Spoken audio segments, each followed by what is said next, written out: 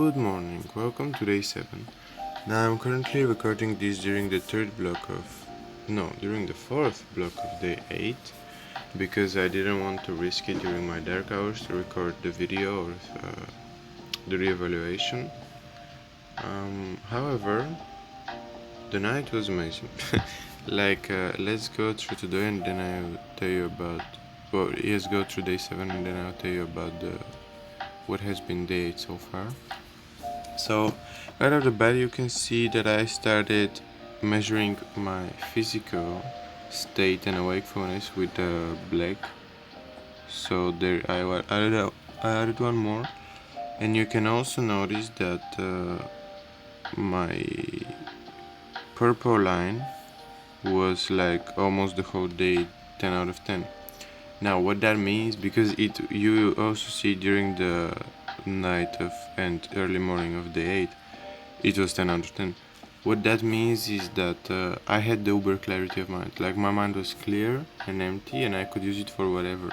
However, because of the sleep deprivation, I could not think so well. So yes, I could use 100% of what my mind was, but my mind wasn't 100% of what my mind could be. But it feels just amazing to have this super clarity of mind. It's unexplainable. I have it right now and I could use my mind for whatever. Another important thing to mention is I bought a Rubik's Cube. I'm not sure if I bought it during day 7 or day 6, but I did buy a Rubik's Cube and I have been using it for the routine. I have been using the Rubik's Cube for the wind down routine before nap. So 10 minutes before my nap, my alarm sounds. I quickly log like the end of the block, how I'm feeling and everything. Then I go and sit down on my couch and I start playing around with the Rubik's Cube. And then I don't look at the time anymore. Whenever I feel like 10 minutes have passed, I just lay and fall asleep. And then 20 minutes later, I'm awakened by the alarm, which is, vibrating and touching my body. And I have to say, I have never had better wind down routine. The Rubik's Cube is absolutely amazing, and it is also amazing to just keep doing something. I just go by a Rubik's Cube. I have never had one, and like paid it much attention. But this one is like absolutely amazing, especially for the wind down routine, really, because first I sit, so I change my state. Well, I don't wake up right before going to bed. I wake up or get up. I don't get my body standing right before I go to bed, because then my heart rate would increase. My body would think it's time to not sleep. So I get up like a few minutes and before that, and I sit down for a few minutes, which like calms me down a little bit, and then from there I even lay, and I don't have like things to wake me up so much. I don't have music, I don't have notifications, I don't have, just the Rubik's Cube is amazing. Also, an update, I have not slept on the ground for I have not slept on the ground lately because I felt that I didn't need it.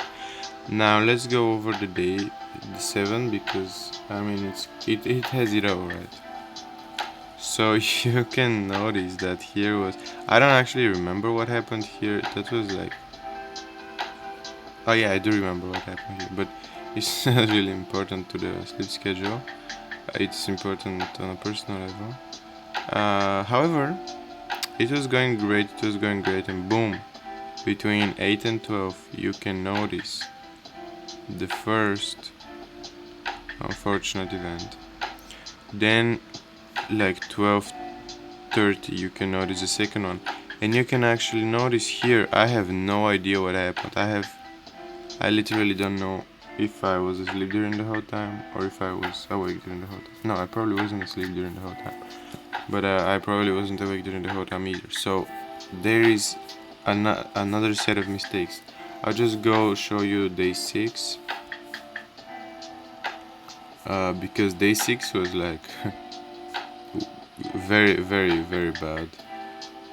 Yeah, so this is day 6. You can notice that it has like a lot of oversleeping, right, during the early morning. Then day 7, there is some oversleeping during the late morning and early afternoon. And day 8 doesn't have any of that, because I got prepared through day 7, day 6, and day 5. I got prepared, and I went through it all without any problems. I mean, there was some difficult parts, but without any problems, as in without actually oversleeping, or you know. What else do you see during day 7?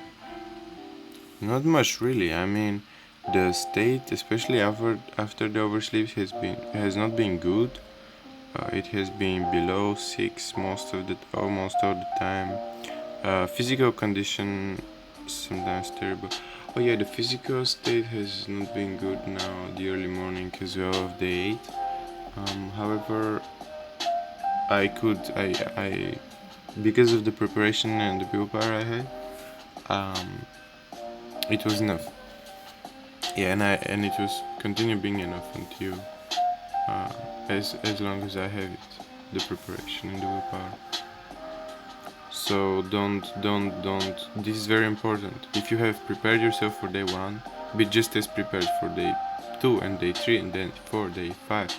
Because I had like this whole preparation for day 1, 2, 3, but then I stopped using the preparation. Really, I stopped doing the priming. I painted over my sticky notes, and so I lost my preparation. So this is something you don't want to do. That is actually the whole reason why I have had the problems, because I lost my preparation.